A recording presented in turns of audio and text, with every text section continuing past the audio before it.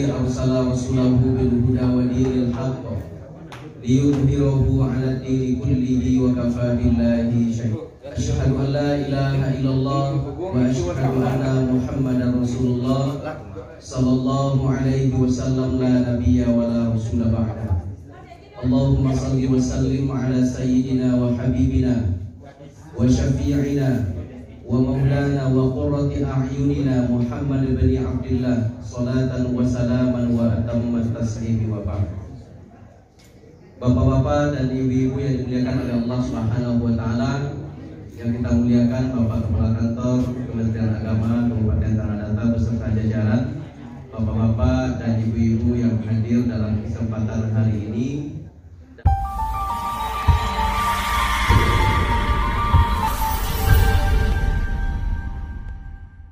Bapak Ibu yang berbahagia, luar biasa. Saya kira tadi lelang singa ayam.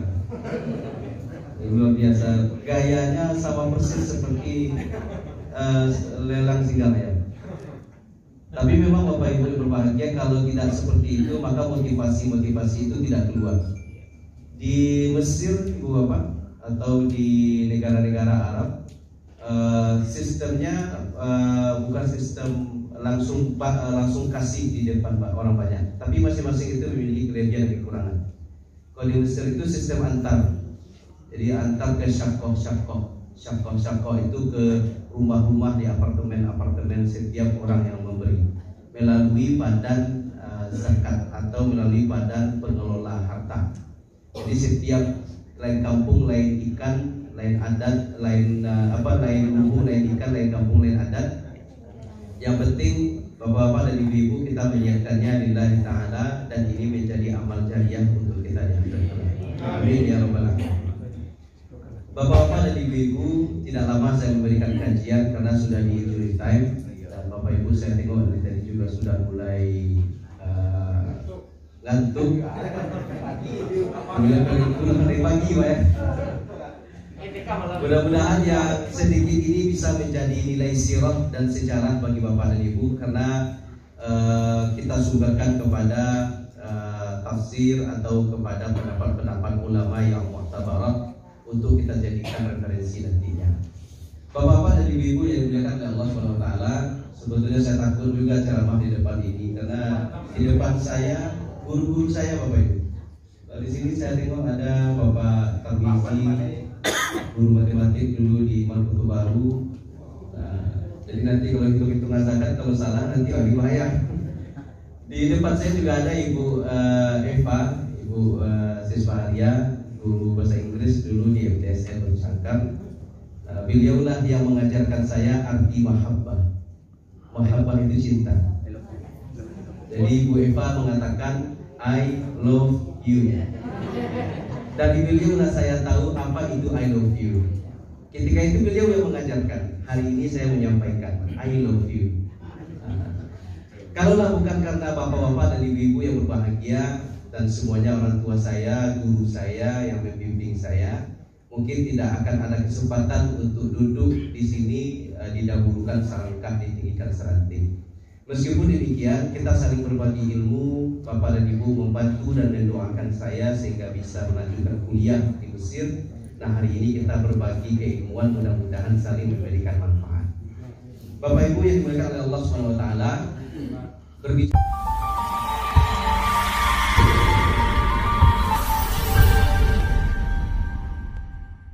Gua Hira, Bapak Ibu yang berbahagia, ketika Nabi bertahanus di situ, gua tersebut merupakan gua yang suci. Sehingga dalam tafsir Al-Kashaf, Imam Zamakhsyari Bapak Ibu mengatakan disebut dia dengan Hira karena di sana tidak ada orang yang melakukan perbuatan apapun termasuk perbuatan syirik yang dilakukan oleh orang-orang kafir Quraisy. Kalau Nabi pergi ke Jabal Qubis di dekat Ka'bah, di sana ada orang berbuat syirik. Nabi pergi di dekat Ka'bah itu sendiri, di sana ada Latta, Uzza, Manat dan Hubal. Jika Nabi bersembunyi di dalam Ka'bah itu pun masih tersisa-sisa nilai-nilai kesyirikan yang dilakukan oleh Abu Jahal, Abu Lahab, Abu Janda dan sebagainya. Abu Janda tidak Pak ya? Abu Lahab, Abu Jahal, Abu Hanifah.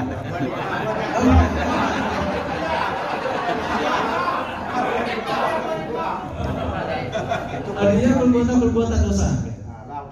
Nabi pergi ke arah ke Marwah, dekat pasar di belakang itu. Di sana adalah tempat perhelatan atau arah ke pasar Ukas untuk melakukan sayembara dan perbudakan.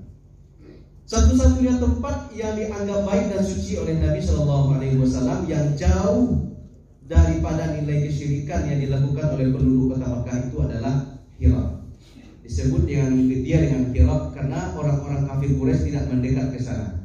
Makanya ada bahasa mengatakan kepada ibu Hiraul Hajar. Saya berada di tempat yang batu itu keras, kemudian batu itu suci yang tidak satu orang pun bisa memecahkannya. Memecahkan di sini tidak ada orang yang bisa mencampurinya. Ini sebabnya kenapa Hira itu dipilih oleh Nabi Shallallahu Alaihi Wasallam. Yang kedua, ibu dan bapak, kita berbicara tentang Al-Quran.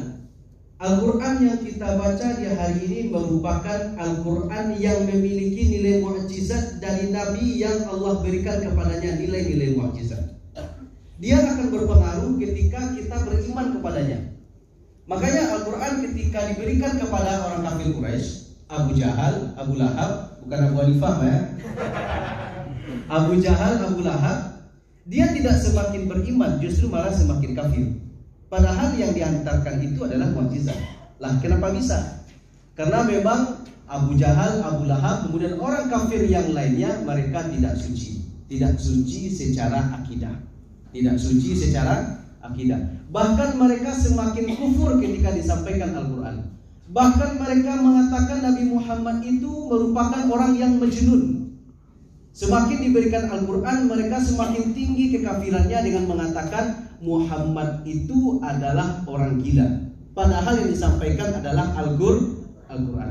Jadi Al-Quran yang diberikan kepada orang kafir membuat mereka tidak semakin beriman. Illa manihtada. Nah, ini yang mahalnya Bapak Ibu. Illa manihtada, kecuali orang yang diberikan hidayah oleh Allah. Makanya Nabi Shallallahu Alaihi Wasallam berdoa, ya Allah, masukkanlah salah satu di antara dua Umar. Satu adalah Umar bin Khattab, yang kedua adalah Umar bin Hisham. Umar bin Hisham ini siapa Pak? Abu Jahal. Nama kerennya, nama media sosialnya Abu Jahal. Jadi kalau Bapak Ibu melihat nanti ada di Facebook, di Twitter, di WA ada Abu Jahal. Itu nama media sosialnya. Nama aslinya itu adalah Umar bin Hisham. Nah, Nabi mendoakan salah satu di antara dua Umar.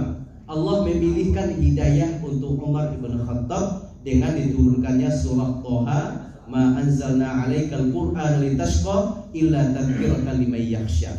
Jadi Bapak yang dimuliakan oleh Allah, Al-Quran ini merupakan mukjizat dan merupakan kitab suci yang tidak akan bisa masuk kecuali kepada hati orang yang suci.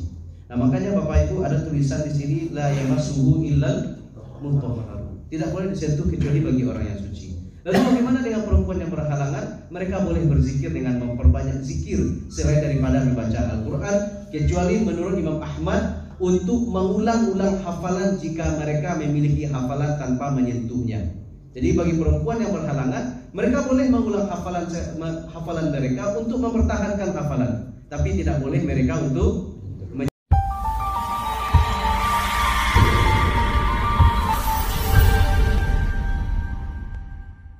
ini akan menjadi dahsyat ya. Siapa pemain di belakang Al-Quran? Itulah Rasulullah. Jadi membihayakan ini yang menembakkan Al-Quran ini bukan masalah pistolnya, tapi orangnya yang ditunjuk oleh Allah untuk menyebarkan Al-Quran. Bapak Ibu, kenapa dipilihkan Rasulullah SAW? Karena Rasulullah ini merupakan orang yang sudah diverifikasi lulus fit and proper test di sisi Allah Subhanahu Wa Taala. Tidak semua orang bisa menjadi kepala kantor Kementerian Agama. Tidak semua orang bisa menjadi kepala kantor Kemenak Provinsi Sumatera Barat. Pasti yang memiliki nilai dan kepatutan, kelayakan dari berbagai macam sisi kepatutan. Demikian juga Rasulullah. Nah, kenapa Rasulullah yang dipilihkan untuk Al-Quran? Padahal sebelumnya ada Nabi Musa, Pak. Nabi Musa itu kurang apa? Nabi Musa itu nabi yang paling taat kepada Allah, bahkan nabi yang sangat ngebet sekali untuk jumpa dengan Allah Subhanahu wa taala. Tapi kalau Nabi Musa ingin jumpa dengan Allah, apa kata Allah kepada Musa? Infaqla'na 'alaika ya Musa fa innaka biwadil muqaddasi tuwa. Engkau buka sendalmu wahai Musa, karena engkau berada pada lembah yang suci. Untuk standar ukuran Nabi Musa belum masuk. Ada Nabi Isa alaihi salam. Nabi Isa alaihi salam merupakan nabi yang bisa menghidupkan orang mati. Tetapi bukan standarnya Isa untuk Al-Quran. Ada Nabi Daud alaihi salam yang memiliki mukjizat yang luar biasa. Ada Nabi Adam alaihi salam, ada Nabi Nuh alaihi salam. Semuanya itu belum melewati fit and propertiesnya Allah untuk membawa Al-Quran. Bahkan ditawarkan bukan kepada Rasulullah pertama kali, Bapak Ibu. Pertama kali, "Lau anzalna hadzal Qur'ana 'ala jabalin la ra'aitahu khashi'an mutasaddian min khasyatillah wa tilkal amtsalu nadribuha lin-nasi la'allahum yatafakkarun." Ditawarkan dulu Al-Qur'an ini kepada gunung. Kepada gunung, Pak. Bukan kepada bashar, bukan kepada manusia. Kepada gunung dulu. Tapi gunung tidak mampu.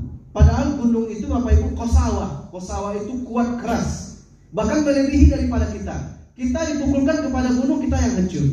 Nabi SAW mengatakan, apa kata Nabi? Lau duriba 'alal jibal lasara turaban. Kalaulah manusia dengan gunung ini dibenturkan, itu manusia akan hancur lebur. Tetapi kalau Al-Quran dibenturkan dengan gunung, itu gunung akan khasyi'an mutasaddian min khasyatillah. Takut, hancur, meledak dikenakan takutnya Al-Quran ini jika tidak diberikan, jika tidak dilaksanakan dengan amanahnya. Makanya Bapak-bapak dan Ibu-ibu yang dimuliakan oleh Allah Subhanahu wa taala, Al-Qur'an ini merupakan mukjizat yang diberikan kepada Rasulullah sallallahu alaihi wasallam karena Rasulullah merupakan hamba Allah, kekasih Allah yang terpilih.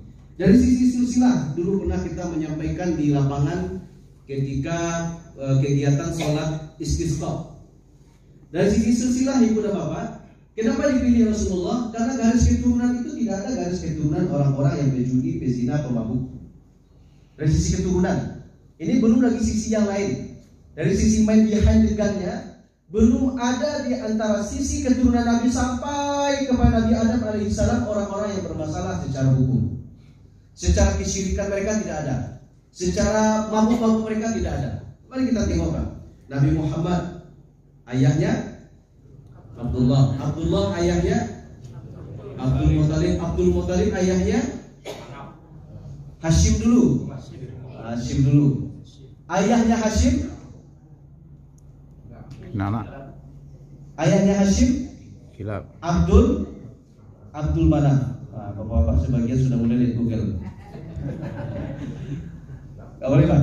Jadi Rasulullah ayahnya Abdullah, Abdullah ayahnya Abdul Muttalib, Abdul Muttalib ayahnya Hashim, Hashim ayahnya Abdul Manaf, Abdul Manaf ayahnya Qusay, Qusay ayahnya Kilab, Kilab ayahnya Murrah, Murrah ayahnya Ka'ab, Ka'ab ayahnya Lu'ay, Lu'ay ayahnya Ghalib, Ghalib ayahnya Malik, Malik ayahnya Nadir, Nadir ayahnya Kinana, Kinana ayahnya Khuzaimah, Khuzaimah ayahnya Mudrika, Mudrika ayahnya Mudhar, Mudhar ayahnya Nizar, Nizar ayahnya Ma'ad, Ma'ad ayahnya Adnan.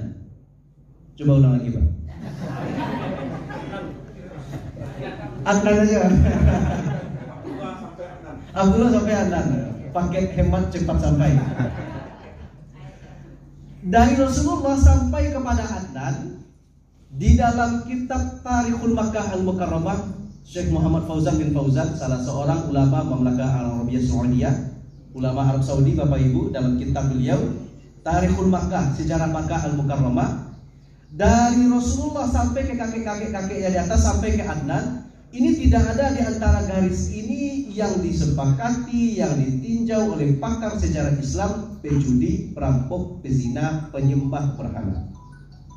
Namun masih ada juga beberapa orang yang mencoba-coba, Ibu dan Bapak, untuk mengatakan kalau ayahnya Nabi ini adalah orang-orang yang berbuat syirik. Padahal syariat ketika itu belum sampai sebagaimana sempurnanya syariat seperti pada masa Nabi SAW. Jadi ini garis keturunan orang-orang yang beriman kepada Allah. Abdul Muttalib, Ibu dan Bapak, ini merupakan orang yang memiliki kekuatan politik, kekuatan agama, kekuatan sosial, kemudian memiliki kekuatan spiritual. Makanya Abdul Muthalib Bapak Ibu adalah orang yang paling mirip wajah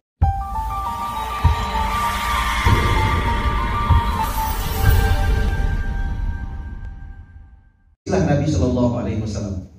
Berbeda pendapat para ulama. Ada yang mengatakan riwayatnya ini, riwayat itu dan sebagainya. Namun para ulama bersepakat bahwasanya dari garis keturunan para nabi ini merupakan garis-garis yang sahih, kecuali garis yang tidak keturunan para nabi. Contoh Nabi Ibrahim alaihissalam, dia punya 2 orang istri. Istri apa? Istri apa benar? 2 orang istrinya, satu Siti Hajar Sarah. Hajar dengan Sarah ini cemburuan ibu. Nah, kenapa? Jadi supaya dulu Siti Sarah, kemudian Siti Hajar. Siti Hajar dibawa ke Makkah. Bapak Ibu tahu kenapa Siti Hajar dibawa ke Mekah oleh Nabi Ibrahim? Sangat cemburu. Disinilah ibu-ibu dan bapak-bapak sekalian pentingnya menjaga urang rupa. Nabi Ibrahim takut syariatku kacau weko Bapak Ibu. Takut inyo balago-lago weko. Karena fitrahnya Bapak Ibu sekalian, Sarah dengan Hajar memiliki hulu berlebihan dari sisi cinta untuk Ibrahim. Cintanya berlebihan kepada suaminya, bukan benci kepada Hajar.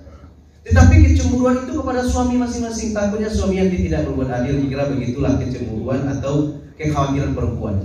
Akhirnya Hajar dibawa ke Makkah. Dari pernikahan Nabi Ibrahim dengan Siti Hajar lahir anak Ismail. Dari keturunan Nabi Ibrahim dengan anaknya Ismail, ini disepakati oleh para ulama karena ini garis kenabian. Dari Nabi Ismail terus ke bawah sampai di Adnan terus ke bawah sampai Nabi Muhammad. Dari pernikahan Nabi Ibrahim dengan Siti Sarah lahir anak Ishak. Ishak Nabi apa tidak? Nabi. Ini disepakati oleh para ulama. Ittafaqal ulama, sepakat para ulama bahwasanya ini nasab Nabi Muhammad sallallahu, ini nasab daripada Nabi Ibrahim alaihissalam. Kemudian keturunan Ishak, keluarga Ishak yang menjadi Nabi Yakub. Ini sepakat para ulama. Lanjut ke bawah itu rata-rata Bani Israel semua. Jadi keturunan para nabi dan rasul itu banyak dari garis keturunan Ishak, Yakub dari Bani Israel ini. Lanjut ke bawah tiba di Nabi Isa alaihissalam.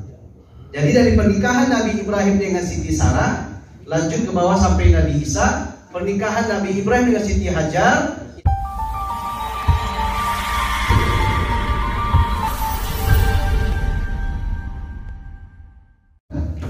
Ada risiko.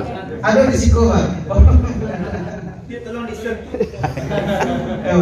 Nanti kitabnya Ibu Bapak ada dalam kitab Rahimul Maktum karya Syekh Sofiur Rahman Al-Mubarakfuri itu ada, dalam syarah Ibnu Hisham itu ada. Dalam kitab Silsilatun Nabi Sallallahu Alaihi Wasallam karya Syekh Abdul Latif Khatib Al-Minangkabawi. Siapa itu? Ulama Minangkabau yang menjadi imam di Masjidil Haram, itu ada juga silsilah itu. Saya menemukan kitab Syekh Abdul Latif Khatib Al-Minangkabawi ini Bapak tentang silsilah Nabi ini di perpustakaan Halabi yang ada di Kota Kairo. Itu perpustakaannya itu Bapak Ibu, maktabahnya itu sudah perpustakaan kuno. Isi dalam gudang itu kitab kuno semua. Ada ulama-ulama Indonesia, ulama-ulama Asia, ada Syekh Yasin Al-Bantani, kemudian ada Syekh Yasin Al-Fadani, kemudian Imam An-Nawawi Al-Bantani, kemudian Syekh Abdul Latif Khatib Al-Minangkabawi, kemudian ulama-ulama Indonesia lengkap kitab-kitabnya di sana. Dan itu dicetak di negara Timur Tengah. Dan luar biasa disebarkan ke seluruh negara-negara Timur Tengah dan negara-negara Islam lainnya. Nah, itu baru sampai silsilahnya. Bagaimana dari sisi Nabi Ibrahim sampai ke Nabi Adam alaihissalam? Dari Nabi Adam sampai ke Nabi Ibrahim, ibu dan bapak, tidak ada satupun para ulama yang sepakat tentang ranji Nabi. Kenapa? Karena banyaknya para pelaku sejarah yang sudah wafat disebabkan karena berbagai macam faktor atau karena adanya musibah yang Allah berikan kepada umat-umat yang pembangkang. Seperti kaum Nabi Nuh alaihissalam. Nabi Nuh alaihissalam orang-orang yang beriman ketika itu cuma 70-80 orang. Sisanya Allah hancur.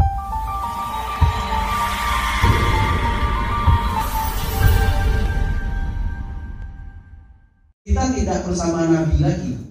Tetapi Nabi mengatakan kepada bapak-bapak dan ibu-ibu sebagai petunjuknya, sebagai hudan wa syifanya, apa kata Nabi sallallahu alaihi wasallam? Ana mushtaqun bi ikhwani. Ini Nabi yang mengatakan ibu bapak, ana mushtaqun bi ikhwani. Saya rindu dengan saudara-saudara saya. Kalimat-kalimat ikhwan di dalam kamus ibu dan bapak ini menunjukkan kedekatan secara emosional, kedekatan secara keluarga, bahkan kedekatan syaqiqah. Syaqiqah itu mungkin kandung dia. Jadi kata Nabi, ana mushtaqun bi ikhwani. Saya rindu dengan saudara-saudara saya. Lalu para sahabat bertanya kepada Rasulullah, "Ya Rasulullah, alasna bi ikhwanika? Bukankah kami ini saudara engkau? Kurang apa kami? Istri kami korbankan untuk agama kami harta kami korbankan untuk agama, anak-anak kami korbankan untuk agama, toko ruko kami korbankan untuk agama. Alasna bi ikhwanika? Bukankah kami ini saudara engkau ya Rasulullah?" Apa kata Nabi sallallahu alaihi wasallam? "Bal antum ashabi." Tidak, kalian sahabat aku. Nah, ikhwani, sahabatku, saudaraku, kata Nabi sallallahu alaihi wasallam, humul ladzi, mereka yang tidak pernah melihat aku, la yarawna walakin yu'minuna bi. Mereka yang tidak pernah melihat aku tetapi mereka beriman kepadaku. Mereka beriman kepada kitab yang Allah turunkan, mereka beriman kepada hadis yang disampaikan. Jadi ketika bapak-bapak dan ibu-ibu beriman kepada Allah, beriman kepada hadis yang diturunkan, Al-Quran yang datang dari paling dan aku dihujan, petunjuk jalan kebenaran, yang itu merupakan sumpah bagi Datuk Enek Mamak di kampung awak. Disumpah kantin dan petunjuk ke bawah dan bawah di tengah-tengah, dimakan kumbang. Al-Quran ini bunda bapak, ketika bapak ibu beriman, maka bapak ibu adalah saudara Rasulullah Sallallahu Alaihi Wasallam. Inilah Al-Quran ibu dan bapak sebagai petunjuk bagi kita pada hari ini. Maka di bulan Ramadan ini bapak dan ibu sejarahnya Al-Quran Allah turunkan. Sebagai apa? Syahrul Ramadan alladzi unzila fihi al-Quran hudan linnas wa bayyinatin minal huda wal furqan. Tidak semua orang bisa baca Quran ibu. Tak semua orang. Dan tidak semua orang yang matanya terang dan dia bisa melihat bisa baca Quran. Dengan mukjizat Al-Quran, dengan i'jaz Al-Quran, dengan nuzulul Quran, dengan nilai-nilai Al-Quran, Allah takdirkan orang yang buta pun bisa hafal Quran, bahkan memberikan pengaruh positif terhadap orang yang di sekitarnya. Saya melihat di FB bapak dan ibu ada si Dafa. Dafa itu di usbatil Quran dengan usbah Al-Quran, huda wa syifa, sebagai petunjuk, sebagai obat, sebagai cahaya, sebagai pembeda bapak dan ibu sekalian. Dengan izin Allah Subhanahu wa taala bertemu dengan mudahnya dengan Imamul Akbar Masjid Istiqlal. Bertemu dengan mudahnya dengan izin Allah bibarakatil Quran, dengan keberkahan Al-Quran dengan Gubernur DKI Jakarta. Bibarakatil Quran, dengan berkahnya Al-Quran mendapatkan umroh. Bibarakatil Quran, dengan berkahnya Al-Quran ayahnya, ibunya, keluarganya, orang kampungnya mendapatkan manfaat daripada Al-Quran yang dihafal oleh Dafa. Apakah Dafa ini melihat? Tidak. Apakah Dafa ini dia orang yang pintar secara ilmu sains dan teknologi? Belum. Tetapi karena Al-Quran ini merupakan mukjizat untuk orang yang buta dan bukan orang yang hebat pun, bukan orang yang ahli sains pun, Allah berikan kepadanya Al-Quran. Allah berikan kepadanya Al-Quran. Saya ketika belajar fisika dulu di MTSN dengan Ibu Andis sama Ibu kenal. Ada Ibu Andis, guru fisika. Kita mengenal dan kita belajar ada namanya gelombang alfa, gelombang gamma, gelombang beta. Nah, di gelombang alfa ketika itu diuji menggunakan alat ada di MTSN itu Bapak Ibu. Ternyata gelombangnya bagus teratur. Nah, Al-Quran ibu dan bapak merupakan sensor yang paling terbaik untuk mengatur gelombang manusia. Kita semuanya memang punya sensor dan gelombang ibu bapak. Ketika bapak ibu baca Quran, anak-anak baca Quran, senang hati kita karena anak itu memantulkan gelombang. Gelombang itu gelombang alfa. Ada orang yang mencari pungkang di luar, namun binatang di sampingnya tidak terkecuali wawau. Itu wawau apa ya? Wawau masuk sikunya tuh. Dok ya, cantik itu bahasa Inggris.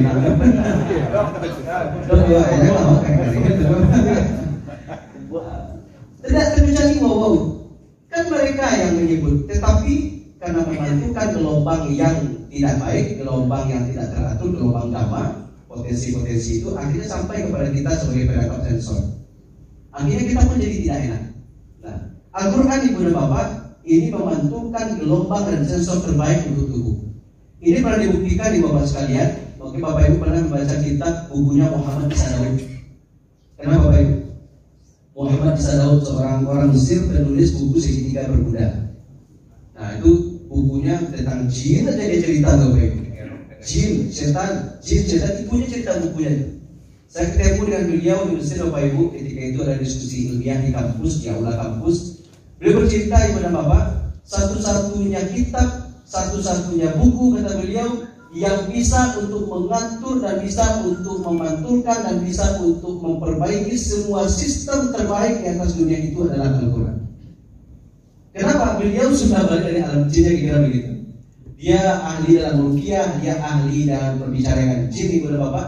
Setiap kali bersentuhan dengan Al-Quran, semua gelombang itu menjadi sempurna, semua gelombang itu menjadi baik, orang menjadi tidak error. Ketika dia lupa dengan Al-Quran, maka orang itu menjadi error. Dan itu dibuktikan di saat bapak-bapak, ibu-ibu ada melihat orang yang kesurupan. Dia itu tidak hafiz Quran. Tetapi ketika dibacakan Al-Quran kepadanya, meskipun dia tidak paham artinya, jin, syaitan yang bersarang di tubuhnya itu mengatakan panas. Seperti orang kesurupan bapak dan ibu. Kenapa? Karena Al-Quran ini merupakan mukjizat yang hanya bisa masuk ke dalam hati orang yang baik. Tatkala diberikan kepada orang yang kesurupan ini pun menjadi kepanasan.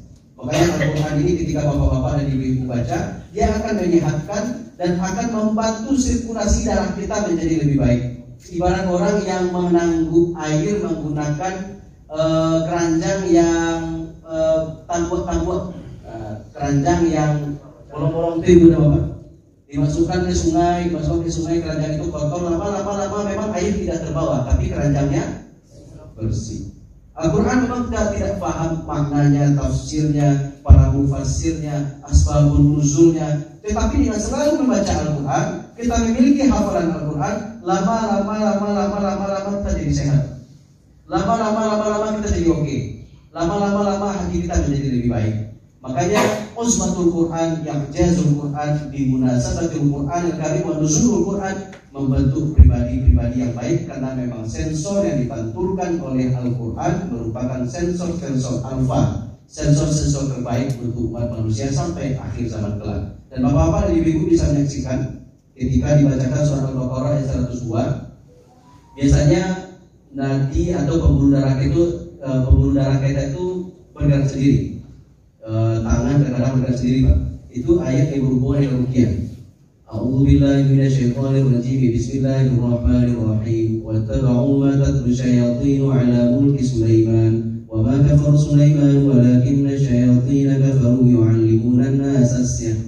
Ayat ini kalau dibaca terus menerus ibu bapak kadang-kadang jari-jari kita ini udah bergerak sendiri. Kadang kaki kita bergerak sendiri otomatis auto ya. Karena memang jin dan syaitan itu mengalir di antara aliran-aliran darah kita. Nah, ketika kita baca Quran, kita mendalami Al-Quran, maka dia menutup celah-celah jalan itu semua, termasuk puasa. Dan alhamdulillah ibu dan bapak, kita mendapatkan pencerahan ini dari mata ustaz kita dan biar-biar kita. Insyaallah mudah-mudahan di detik-detik akhir menjelang akhir Ramadan ini, bapak-bapak dan ibu-ibu bisa untuk menghafal dan membaca Al-Quran lebih banyak lagi. Amin ya rabbal alamin. Terakhir bapak dan ibu, siapa yang sudah khatam Al-Quran 2 kali atau 3 kali tunjuk tangan? Ya. Satu. Tidak apa-apa Bu. Kita berusaha Fatihah ni'mahi wa intuhuha wa tutuhal muqarrab Allah lakum. Kamu tunjukkan kebaikan kamu sebagai motivasi untuk orang lain itu baik. Tapi kalau kamu sembunyikan itu jauh lebih baik lagi. Memang sedikit tipis tapi hanya sebagai motivasi saja. Mudah-mudahan ibu-ibu sampai akhir Ramadan ini 2 kali khatam, 3 kali khatam ibu ya. Utsman ibnu Affan radhiyallahu anhu, khalifah Nabi sallallahu alaihi wasallam, dalam satu hari mengkhatamkan Al-Quran 3 kali. Satu hari ibu. Makanya ketika Utsman meninggal itu, dia meninggal dalam keadaan menyentuh ayat Al-Quran. Utsman meninggal dalam keadaan menyentuh ayat Al-Quran. Tambah 3 kali dalam riwayat. Bahkan riwayat yang lain Utsman ibnu Affan menjadi khalifah, menjadi pimpinan, Ibu di kepala kanwil ini, Ibu Bapak menjadi kepala kanwil Kemenak Provinsi. Ada yang sampai 4, bahkan 5 kali, bahkan 7 kali mengkhatamkan Al-Quran satu hari. Betul Bapak Ibu. Kenapa? Karena dia hafizul Quran, dia hamilul Quran, dia menghafal Quran. Jika Bapak-bapak dan Ibu hafal Al-Quran, itu sebutkan saja berulang-ulang itu enak. Demikian Bapak Ibu saya sampaikan pada kesempatan hari ini, dan Bapak Ibu juga akan bekerja. Mohon maaf atas segala kekurangan. Subhanallah wa bihamdika asyhadu an la ilaha illa anta astaghfiruka wa atubu ilaik. Assalamualaikum warahmatullahi wabarakatuh.